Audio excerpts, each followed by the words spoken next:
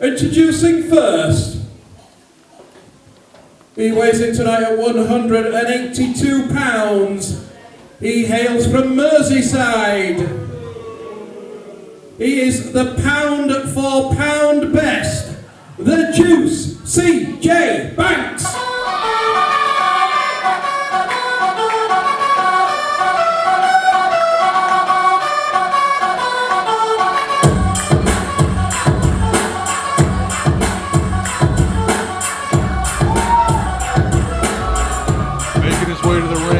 This time,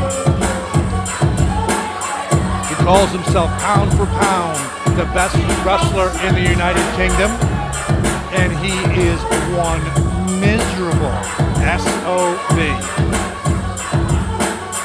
If you don't understand that, don't worry, it's fine. I call him the doorman because of his story about being on tour in China, leaving his mobile phone in a nightclub and turning up the following day to try and get it, and somehow the door to the club came off in his hands. Go figure. CJ Banks is one of the True Grit originals in attendance tonight here to the War of the Roses in 2015 for Team Lancashire.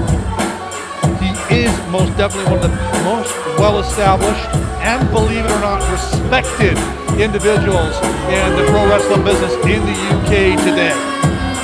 That doesn't change the fact that once upon a time, we used to call him a Muppet regularly, and he hated it. Or maybe he loved it, I don't know. But when that top comes off, there's no denying he lives up to the name pound for pound. Dombrowski. And his opponent, making a True Grit debut. He weighs 170 pounds. He hails from Wumper Island. This is Jack Bandicoot.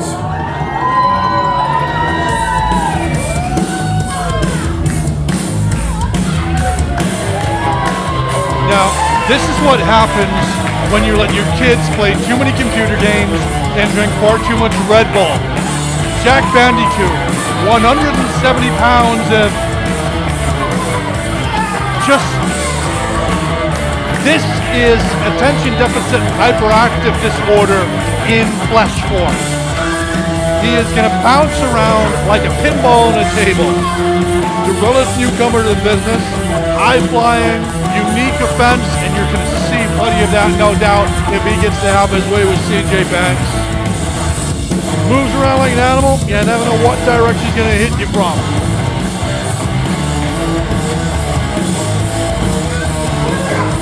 Yeah, I think that pretty much sums up what I just been saying.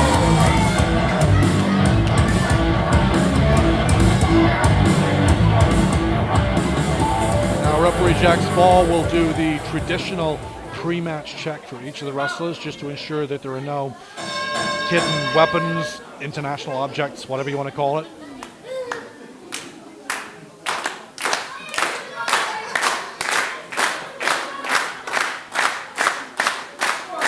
Okay, I don't know whether somebody put Ritalin in his breakfast this morning or there's just, yeah, he's a little too wired.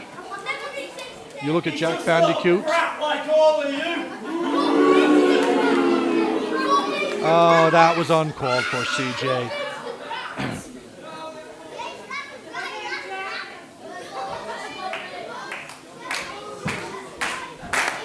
Now, just bear this in mind. As Dombrowski said, Bandicoot weighs in 170. CJ Banks officially 182. That's a 12-pound difference in weight. That's less than 1 stone in old money. But you can tell, just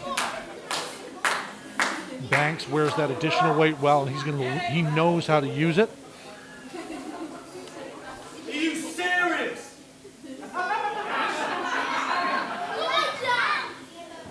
Are you serious, Jack?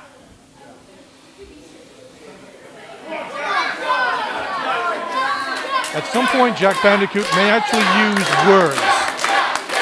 Something of a novelty, but I guess, you know, if he's part of the computer gaming generation, other than insulting one another online. Hey, get him off! Get him off, man!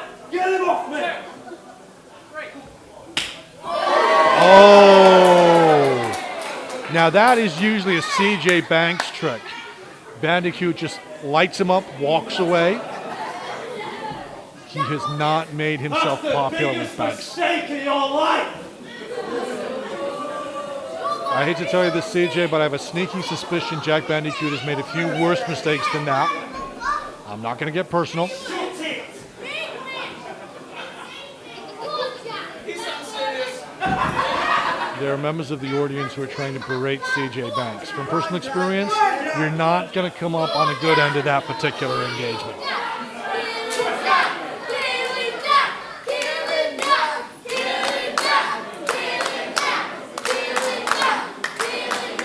Well, first match we had a dance off to the death. Now the audience want Jack Bandicoot to kill CJ Banks. I'm pretty sure that's against the rules in pro wrestling, but, well, maybe referee Jack Spall has a different opinion on that. If we get to the point where somebody is actually pushing up daisies, obviously things have gone a little too far.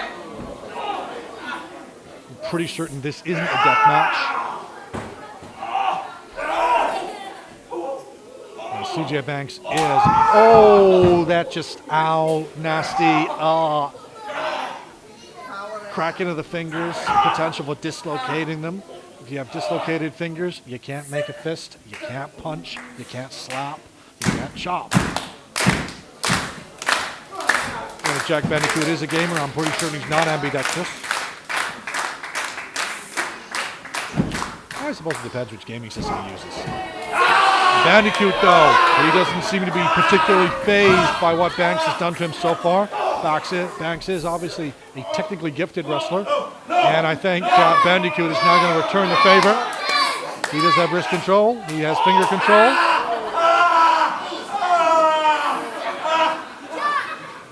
There wasn't that sickening crack stroke snap that you heard before.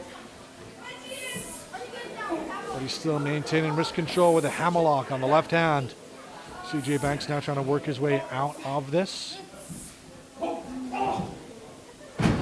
Nice roll around, finds his way out of the wrist control, goes for a leg, doesn't get that, but somehow manages to bring Bandicoot down. He's now got a solid headlock in, using that additional weight for leverage. Fish hook in the nose, not acceptable, but Jack Spall calls him on that. The referee can't see now. This is what CJ Banks does, though. He is a ring veteran. I know you hear that oft-used expression, a crafty ring veteran. He is. He knows where you want him to go. He knows the long route, he knows the quick route, and he knows the short route. And then he knows a route that nobody else does, but we're not going to go there either. Bandicoot maintaining a headlock on the mat. Doing so in such a way to roll his shoulders over, put his weight on top of CJ Banks at a couple of one counts. And it's straight back to that head control, neck control. Nice side snapmare, if you will. Puts Banks back on the mat, back down. Handful of hair on Bandicoot. I think that might actually have improved his hairstyle. Trust me, that's not the worst hair don't that you're going to see tonight. You'll understand when you watch the next couple of matches.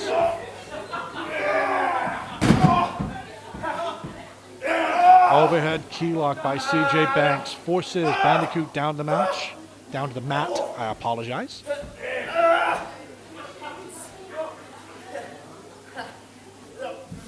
Maintains control of the arm. Knee to the triceps, knee to the biceps. And again, he's back to a variation on a key lock. Might even be considered a variant on a short arm scissors, except he isn't bending the arm back into the position we would usually see for a scissors. Still control in the hand, the wrist. As long as he maintains contact, he maintains control. And as long as he's got control, Jack Bandicoot is his to play with. I spoke too soon. Beautiful work by Jack to get himself out of that predicament. Drop kick. Catches CJ Banks flush in the solar plexus. Possibly not where he was aiming for, but that's going to win CJ Banks ever so slightly. He does have an impressive core.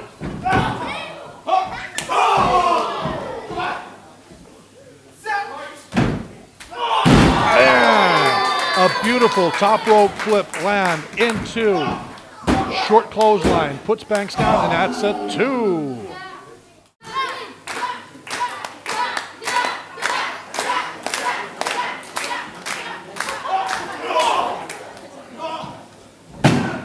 Oh! Now that's an equalizer in anybody's book. Foot to the face, twist and turn whilst the weight is on it. It's going to mess up the eyes. It's going to mess up the nose. It's going to mess up the breathing. Oh! And that is the very definition of a European uppercut. I can call it that now because obviously Brexit, we're not going to stay in Europe. That's where it came from, so it's a European uppercut. Oh! Wrist control to a short clothesline. Bandicoot down. 2 count. 2.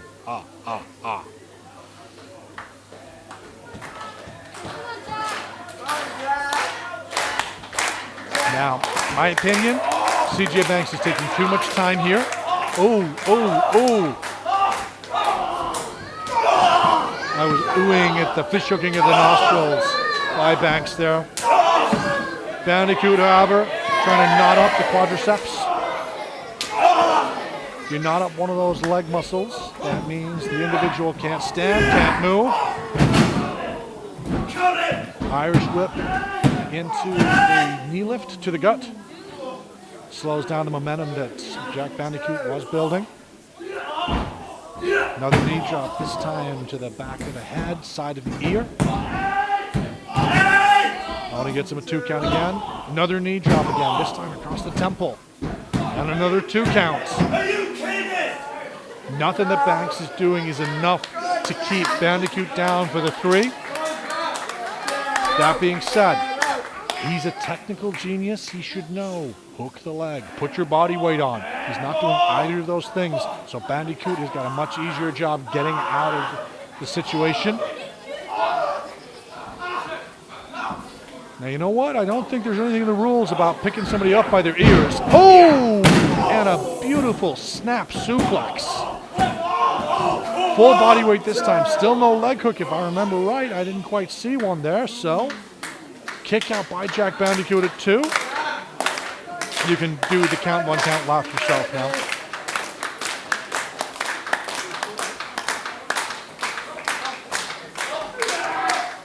Oh! Backbreaker with authority from Banks. Again, lateral press. Again, not hooking the leg. If you don't hook the leg, how are you supposed to keep you in position? That leg gives you the momentum for kicking out. It's like watching the body popping earlier on, except you're doing it with legs to your shoulders. Come on, Banks, you should have been watching. Stay down, Jack! Banks berates Bandicoot, and the audience gives him a piece of their mind in response. Oh! Schoolboy that almost got Bandicoot a 3 count there. And again, Banks has gone back to that hand that he cracked the fingers on earlier, and now he's back to the ears. That does make me wonder whether he's, ow, European uppercut. I wonder whether he's going back to Jack Bandicoot's ears because, well, let's be honest, Banks' ears are slightly prominent. The fact that I don't think I've ever seen anybody pick CJ Banks up by them the way he's been doing to Bandicoot.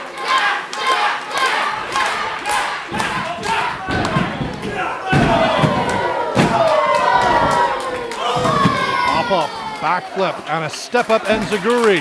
Or was that a jumping enziguri? Either way, foot connects, side of the head. Bandicoot is now back up to his, well, he was back up to his feet.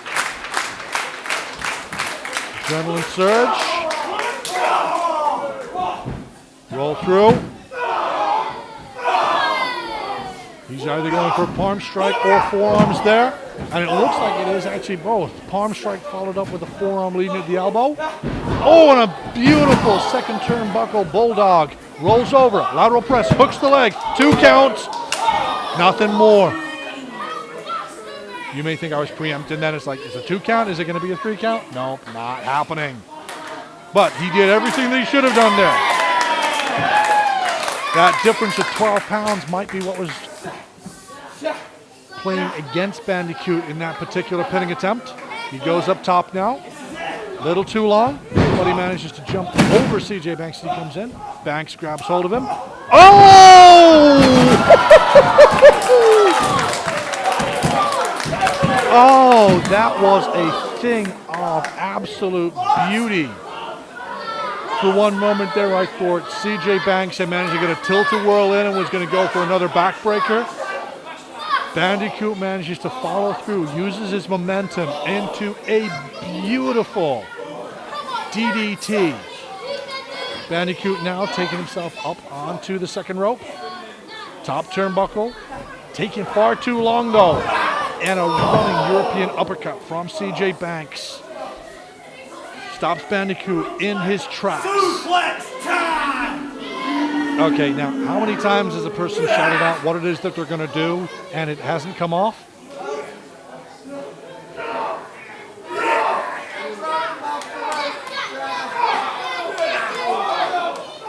That's a third punch, fourth punch. 4 punches to the short ribs, forearm shiver. Jack Bandicoot manages to block whatever it was that CJ Banks had said he was going to do. And a missile drop kick from the top turnbuckle. That's Banks down, lateral press, leg hook, and a 2 count. Again, we're talking about a big, solid individual in CJ Banks. And yeah, I know from where you're sat, he may not look big, but he wears that 182 pounds very, very well. Bandicoot, though, is only 170. That 12 pounds, it's a lot of difference. But if you can get the height and the added momentum, and Bandicoot took far, far too long. Banks managed to get out of position. No water in the pool as Bandicoot lands. Oh! And that was a short jumping knee. 1, 2, 3. Oh!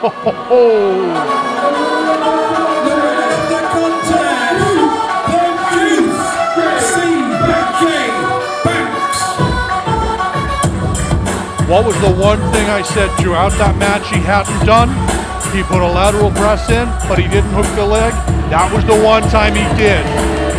That was a beautiful shotgun knee from Banks. Put Bandicoot flush on the jaw, put him down, put him out. To be quite honest, I think the hooking of the leg and the lateral press was a formality. Your winner, pound for pound, CJ Banks. Out cold in the middle of the ring, Jack Bandicoot.